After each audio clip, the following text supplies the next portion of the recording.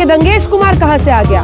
मतलब सियासी रूप से आप लोगों ने कोई मौका, कोई शब्द छोड़ा नहीं है।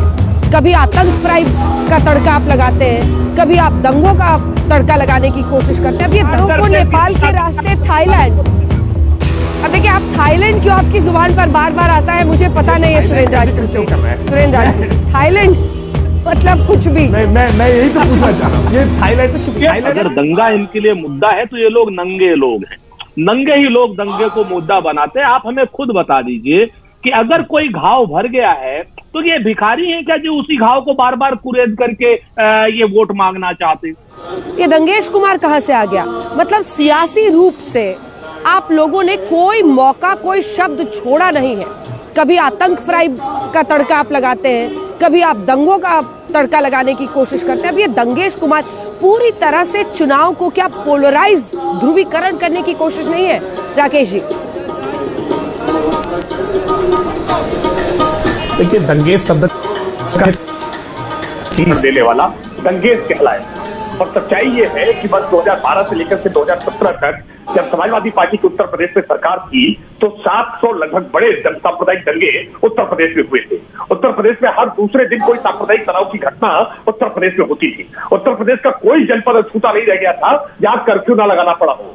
कल लखनऊ में चुनाव है और लखनऊ के वोटर वोट डालते समय याद रखेंगे कि डेनमार्क में कार्टून बनता है और उत्तर प्रदेश की राजधानी लखनऊ में दंगा हो जाता है क्योंकि सरकार दंगाइयों के पक्ष में खड़ी होती है। सरकार जब दंगाइयों को, मौलाना नजीर को सरकारी वाईजान में बैठाल करके मुख्यमंत्री आवास में चाय पर उनके साथ चर्चा करती है तो दंगाइयों को प्रोत्साहन मिलता ही है। यह समाज अभी कांग्रेस पार्टी के प्रवक्ता सुरेंद्र राजपूत जी बैठे हैं, इन्होंने भी उत्तर प्रदेश में दंगा आरोपी को, जिनका पोस्टर लगा था लखनऊ की गलियों में, चौराहों पर, उनको टिकट देने का काम किया है। चौराहों पर उनको टिकट देने का काम किया है। यानी दंगों को समर्थन देने के मामले में केवल दंगेश अकेले नहीं है, इनके साथ में राहुल गांधी जी की पूरी टीम भी साथ में है, जो दंगाइयों को, अपराधियों को, आतंकियों को संरक्षण देने का काम करते हैं। बाटला हाउस एनकाउंटर में आंखों से आंसू रुकने जिनके नहीं रुकते हैं, सोनिया जी के, आतंकवादियों तक का संरक्षण करने का काम करते हैं। यानी 26 अप्रैल 2012 सरकार बनती है मार्च 2012 में और अखिलेश यादव जी पहला काम करते हैं कि जो ये वलीउल्लाह और समीम है इन पर मुकदमे वापस ले लिए जाए क्योंकि इन्होंने संकट मोचन में और बनारस के रेलवे स्टेशन पर अब इन आतंकियों से मुकदमा इसलिए वापस लेते हैं ताकि सांप्रदायिक सद्भाव बन सके। हाँ, ये बड़ा ठीक है। अभिषेक सुधीर जी, मैं आपके पास आऊंगी जल्दी से। कमेंट मुझे, चूंकि राजपूत जी पहले से हाथ उठा रहे हैं, कांग्रेस पार्टी पर खास तौर पर उन्होंने अटैक किया है। सुरेंद्र राजपूत जी, ये एक इश्यू है, कैसे उत्तर प्रदेश में हमने देखा था दंगों की आग किसी न किसी कोने से निकलती रहती थी। अगर उसको वो अपनी यूएसपी बता रहे हैं और आपको इस पर घेर रहे हैं तो जवाब दीजिए सुरेंद्र राजपूत जी। अंजना जी, आप तो हिंदुस्तान की नहीं दुनिया के विख्यात प्रस्तोता हैं और हमें तो आपके उस पर भी भरोसा है, आपके जिसको कह सकते हैं जस्टिस पर। दो बातें मैं बड़ी साफ बताता हूं कि पहले दौर में जब ये आए तब ये गन्ने से जिन्ना को निकाले, दूसरे दौर में आए गजवाए हिंद निकाले, तीसरे दौर में आ गए तो अब ये निकालने लगे क्या नाम आतंकवादियों को, अब चौथा दौर आ गया है तो अब ये फिर से दंगे को निकाल लाए हैं। अरे भाई, आतंकवादी और दंगाई तो उत्तर प्रदेश में सांड हैं, उनको भगाएंगे। और जितने सांड खेत चल रहे हैं, किसान का, नौजवान का, महिलाओं का, सारे सांडों को भगाया जाएगा। हम इनके झांसे में नहीं आने वाले, इनकी चालों में नहीं फंसने वाले। ये अंगेश कहे, दंगेश कहे, हम इन्हें लंकेश कहें, इससे कुछ मुद्दा उभरेगा? मुद्दा तो ये आएगा कि सांड क्यों चल रहे हैं खेतों को, मुद्दा तो ये आएगा कि बेरोजगारी क्यों है उत्तर प्रदेश में सबसे ज्यादा, मुद्दा तो ये आएगा कि सबसे गरीब राज्य उत्तर प्रदेश क्यों है निचले 3 पायदानों पर। मुद्दा तो ये आएगा अंजना जी कि उत्तर प्रदेश की पर capital income, national capital income की आधी क्यों है, यानी 42,000 क्यों है पूरे देश की जब 84 है।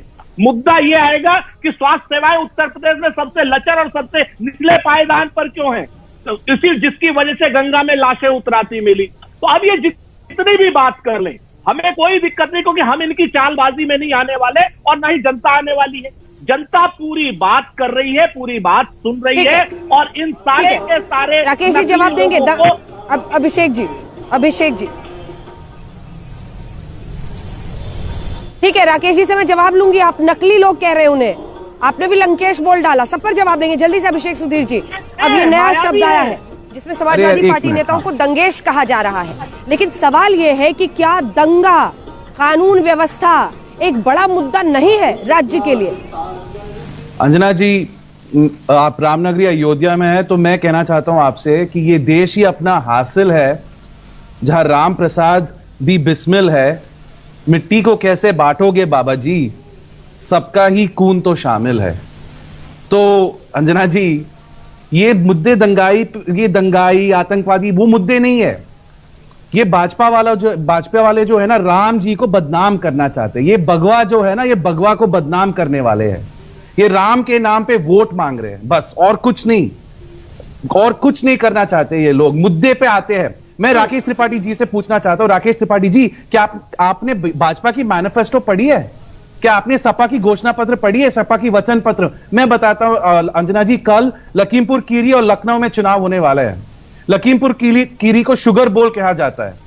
लखनऊ को आईटी सिटी बनाना चाहते हैं Akhilesh ji. Akhilesh ji urban employment guarantee act की बात कर रहे हैं। ये लोग अपने मैनिफेस्टो के बारे में बात क्यों नहीं करते? राकेश जी बताइए, अर्बन एम्प्लॉयमेंट गारंटी एक्ट आप क्यों नहीं ला रहे? 300 यूनिट बिजली क्यों नहीं दे रहे? समाजवादी कैंटीन में 10 रुपए की थाली मिलेगी। समाजवादी किराना स्टोर में सरसों की तेल सस्ते में बेचा जाएगा। ये मुद्दे हैं। आप बताइए, 3-4 मुद्दे बताइए आपके घोषणा पत्र से। आपने घोषणा पत्र के बारे में बात करिए राकेश जी। असली मुद्दे पे बहस करते हैं ना। हम भी राम भक्त हैं अंजना जी, मैं दक्षिण भारत से हूं। घोषणा पत्र पर बात कीजिए राकेश त्रिपाठी जी, पर घोषणा पत्र में बहस करते हैं ना। बोलिए।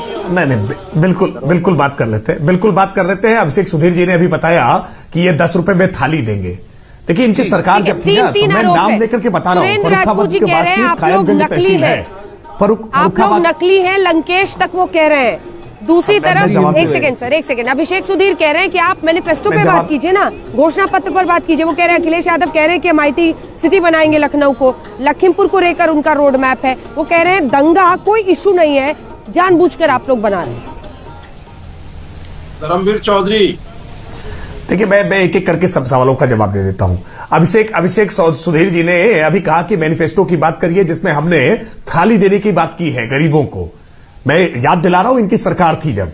फर्रुखाबाद की कायमगंज तहसील है और कायमगंज तहसील में सोनाक्षी सिन्हा के नाम पर, रानी मुखर्जी के नाम पर, जैकलीन फर्नांडिस के नाम पर राशन बंट रहा था, बाकायदा राशन जाता था। इनके सुनिए भाई, सुन लीजिए, सुनिए। आपने मैनिफेस्टो बनाना क्या होता है और करना क्या होता है मैं बता रहा हूं आपको ना।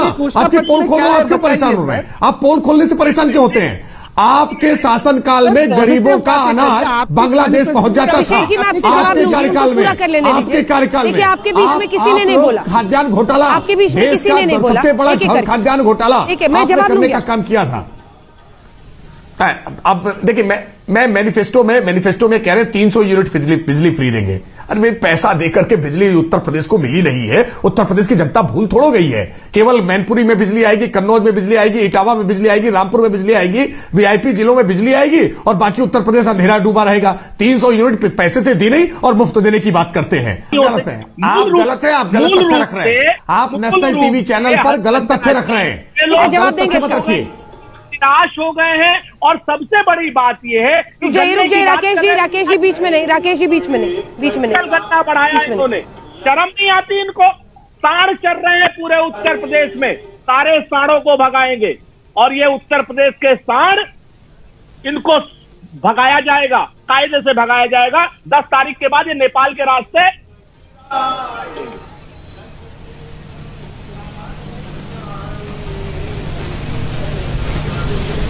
मैं बहुत कठोर आपत्ति व्यक्त कर रहा हूं। Surendra Rajput ji national TV channel पर, नहीं, नेशनल टीवी चैनल पर ये क्या बता रहे हैं? ये गोवंश को काटने की पैरवी कर रहे हैं। क्या रोड मैप है आपके पास? आप गोवंश को काटने की बात कर रहे हैं। आपके पास यही फॉर्मूला है आपके लिए। साल आप भावनाओं को कैसे भड़काने का काम करते हैं, हिंदू आस्थाओं को कैसे ठेस पहुंचाने का काम करते हैं, यही तरीका है आपका। कभी आप गंगा को अपमानित करने का काम करेंगे, कभी आप साड़ के नाम पर हिंदू भावनाओं को, आस्थाओं को ठेस पहुंचाने का काम करेंगे। अरे भैया, कत्लखाने नहीं चलेंगे। हम राकेश जी पूरा करने दीजिए उनको, आप जवाब दीजिएगा। गौचर की जमीनें थी, पूरा कर लेने दीजिए सुरेंद्र राजपूत। मुक्त कराई हमने। मैं आपसे जवाब लूंगी, मैं वादा कर रही हूँ जवाब लूंगी। रुक जाइए सुरेंद्र राजपूत जी, बात पूरी कीजिए। नेपाल के रास्ते क्या कह रहे थे? नेपाल के रास्ते थाईलैंड भगाया जाएगा, चिंता मत कीजिए। वैसे ही जैसे आपने एक पटवारी को भगा दिया था नेपाल, ऐसे ही सारों थाईलैंड। को भगाया जाएगा यहाँ से, नेपाल के रास्ते थाईलैंड भगाया जाएगा इन सारे साड़ों को, चिंता मत कीजिए। उत्तर प्रदेश थाईलैंड की का जनता जिक्र क्यों कर रहे हैं हकीकत के आप? मुद्दों पर रहेगी। साड़ों उत्तर को प्रदेश की नेपाल के जनता- रास्ते थाईलैंड। अब देखिए, आप थाईलैंड क्यों आपकी जुबान पर बार बार आता है मुझे पता नहीं है थाईलैंड सुरेंद्र का जिक्र क्यों कर रहे हैं? राजपूत। सुरेंद्र राजपूत, थाईलैंड मतलब कुछ भी। मैं यही तो पूछना चाह रहा हूँ, ये थाईलैंड जल्दी से, बैंकॉक से बड़ा पुराना जल्दी से नाता है। राकेश जी जवाब इनके दीजिए। नेता का भी और इनका भी। अरे आवारा पशु एक बड़ा मुद्दा है राकेश जी, बहुत विनम्रता से कहूंगा, आवारा पशु एक बड़ा मुद्दा है। मैं पश्चिमी उत्तर प्रदेश से अब पूरब की अच्छा, तरफ ये- बढ़ रही हूँ, मुझे ये हर मैं समझ जगह गया, पर मैं समझ किसानों गया। ने ये मुद्दा बताया है।